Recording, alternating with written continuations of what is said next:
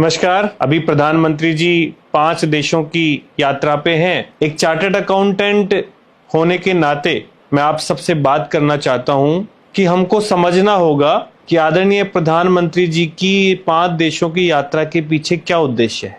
कोई भी पॉलिसी, कोई भी डिप्लोमेटिक मूव हमारे देश की इकोनॉमी पे किस तरीके से असर डालता है, ये आज मैं आपको कुछ डाटा के साथ समझाना चाहता हूँ।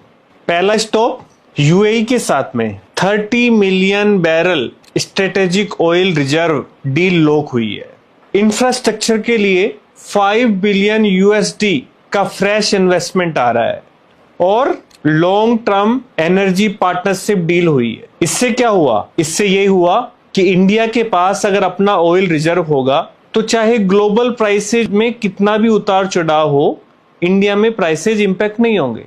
यह अपील सिर्फ कंजर्वेशन की नहीं है, यह पूरी तरीके से इकोनॉमिक मूव है। दूसरा स्टॉप नीदरलैंड्स। एएसएमएल और टाटा के बीच में सेमीकंडक्टर बनाने की डील हुई है, जिसके अंतर्गत 300 mm सेमीकंडक्टर बनाने का प्लांट गुजरात में लगाया जाएगा। Total investment 11 billion US dollars. जब सेमीकंडक्टर इंडिया में बनेगा तो हमारा इंपोर्ट बिल घटेगा, हमारा फॉरेक्स बचेगा और फिजिकल डिफिसिट पे पॉजिटिव इंपैक्ट आएगा। तीसरा stop Sweden. Strategic partnership upgrade. 6G और न्यू टेक्नोलॉजीज पे कोलैबोरेशन हुआ है।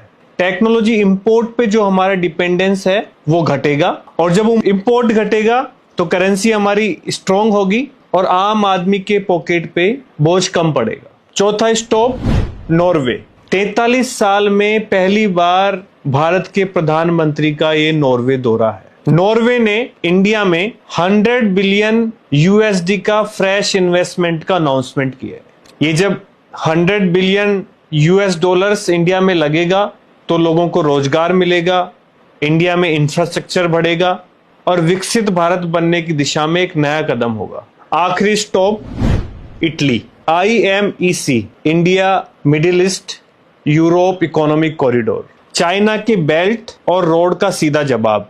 जब इंडिया ग्लोबल चेन सप्लाई का सेंट्रल हब बनेगा तो ट्रेड सरप्लस बढ़ेगा और इकोनॉमी और फंडामेंटली स्ट्रांग होगी।